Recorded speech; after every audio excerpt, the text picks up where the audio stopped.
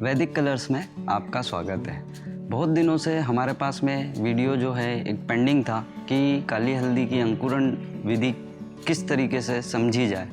बहुत लोगों ने हमसे मैसेजेस भी किए, बहुत लोगों ने बोला भी कि काली हल्दी का अंकुरण विधि जो है हमें बताएं। जैसा कि आप जानते हैं, काली हल्दी का उपयोग औषधीय और आध्यात्मिक तौर पर बहुत ज़्यादा किया जाता है, परंतु समस्या ये आती है कि इसके अंकुरण की विधि के बारे में बहुत अज्ञानता है। बहुत सारे लोगों की हमारे पास में रिक्वेस्ट आई थी कि हमें इसकी अंकुरण विधि के बारे में बताया जाए, उसी के बारे में, क्योंकि हर आदमी चाहता है कि ये जो इतनी उपयोगी औषधि है जिसका कि बहुत आध्यात्मिक उपयोग भी है, हम अपने घरों में लगाएं। जैसा कि आप जानते हैं, अंकुरण से आप पौधा भी बना सकते हैं। वो पौधे की जो जिन लोगों को मंगल और शनि की दशा रहती है, उसमें वो लोग रोज़ पूजा भी करना चाहते हैं, उन लोगों को काफ़ी लगता है कि हम इसको घर में लगाएं और इसकी पूजा भी करें। कुछ लोगों को इसके औषधीय महत्व के कारण वो भी चाहते हैं कि हमको ताज़ी जो है काली हल्दी मिले। तो ताज़ी काली हल्दी मिलने के लिए आपको ज़रूरी है कि आप इसकी अंकुरण विधि को जानिए, ताकि आप अपने घर में इसके पौधे बना सकें और अपने घर में लगा सकें। सबसे इम्पॉर्टेंट इसमें यह होता है कि हमारे पास में जो इसके बीज हैं वो जेन्युइन बीज हमें मिले। आपको मालूम है, बहुत जगह मिलावट करके इसको काफ़ी सस्ता करके भी बेचा जाता है और हम सस्ते के लालच में गलत चीज़ें ले लेते हैं। तो सबसे ज़रूरी है कि जो इसका सोर्स है वो सोर्स हमारे पास में जेन्युइन हो, यानी सही जगह से हम इसके बीज खरीदें या बीज लाएं, तो वह हमारे लिए सबसे ज़्यादा ज़रूरी है। क्योंकि आप जानते हैं कि इसका पौधा अगर आपका तैयार हुआ, आपने लगा लिया और गलत बीज रहा, तो आप उसमें जो उसके फ़ायदे हैं वो पूरे नहीं उठा सकते हैं। तो आइए जानते हैं कि किस तरीके से इसके बीजों को अंकुरित किया जाता है और हम काली हल्दी के पौधे तैयार करते हैं। अंकुरण विधि जानने से पहले कुछ ज़रूरी बातें जो हमें जानना चाहिए। काली हल्दी का जर्मिनेशन का टाइम जो होता है, यानी अंकुरण का जो टाइम है, वो अप्रैल से सितंबर के बीच में है। जो प्लांट्स लगाने का टाइम है वो मई से सितंबर के बीच का टाइम है। जो टेम्परेचर की ज़रूरत पड़ती है वो 20 से 40 डिग्री सेल्सियस लगता है। पीएच जो मेंटेन होता है वो 4.5 to 7.0 का होता है। और जो अंकुरण की जगह होना चाहिए वह हवादार छांव वाली जगह होना चाहिए, जहाँ पर कि हवा का आवागमन आसानी से हो। अब बीजों के संबंध में बात करते हैं। कई बार लोग कहीं से भी काली हल्दी के बीज ले लेते हैं।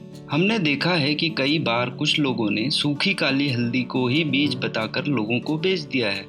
ऐसे बीज खरीदने वाले हमें कई बार कांटेक्ट करते हैं और बोलते हैं कि हमारे जो बीज हैं वह अंकुरित ही नहीं हुए हैं।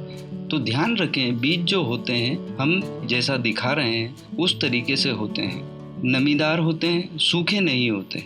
कई बार अदरक या कचूर को भी काली हल्दी बोलकर बेच दिया जाता है। अब हम अंकुरण की विधि पर आते हैं। सबसे पहले आप एक जूट बैग, या जिसको लोकल भाषा में बोरा, टाट, बारदाना आदि कहते हैं, उसको ले लेवें।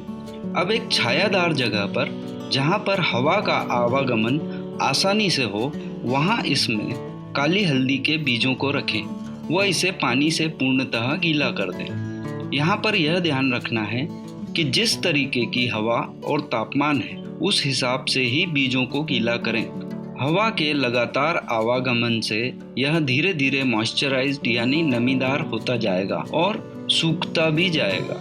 सूखने पर इसे अब कम पानी से छिड़काव करके फिर से गीला करें। ध्यान रखें कि बीजों में सिर्फ अब हमें नमी को बरकरार रखना है, इतना ही गीला करना है। महत्वपूर्ण यह है कि ज़्यादा गीलापन बने रहने से कई बार बीज सड़ जाते हैं, इसलिए यह ज़रूरी है कि हमने जितना गीला किया है वह नमी के हिसाब से सही रहे, वह हवा से सूखता भी रहे। बस हमारे लिए नमी बरकरार रखना जरूरी है। 6 से 10 दिनों में इनमें धीरे धीरे अंकुरण आना शुरू हो जाता है। कई बार थोड़ा ज़्यादा समय भी लगता है और अगर बीजों में नमी पहले से है तो थोड़ा जल्दी भी अंकुरण आना शुरू हो जाता है।